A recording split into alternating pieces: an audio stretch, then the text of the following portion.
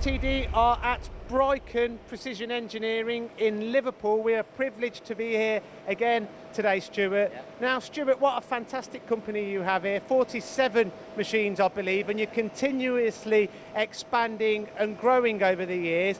What is the secret to your success? For us, investment for us, we invest in new machinery constantly.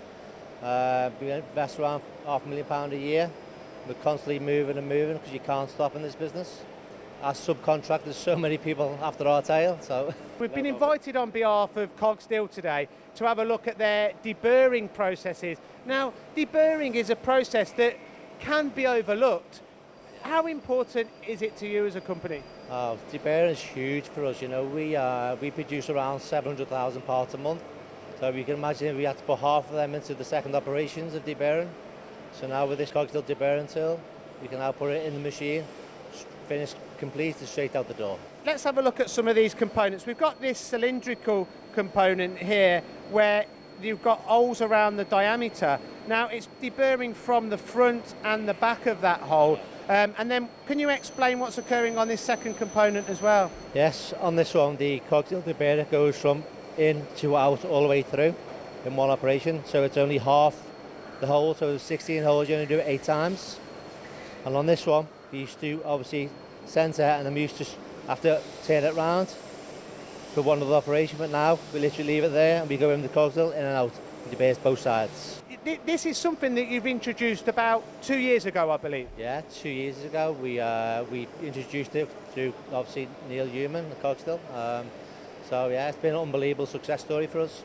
And it's not only on one machine that you're deburring now, it's on 47 machines. Yeah, easy, yeah. Well, at least 30 machines, yeah, which is crazy when you think about it. And the deburring's being done, as you mentioned, in cycle. How was it done before? It used to be done in our second op area. So we used to have around 7 or 8 people in there, now we're down to 2. So it's from a cost implement, it's been an unbelievable success story. So you're saving time on the manufacture of the component, it's getting out the door a lot faster, a lot more efficiently. Well, yeah, literally from the machine, clean, wash, out the door. Is it also giving you more of a stable process, consistency? You know, a man couldn't deburr the oil exactly the same every time. Yeah, you know, you get all sorts of chatter. One person does it one way, one person does it the other.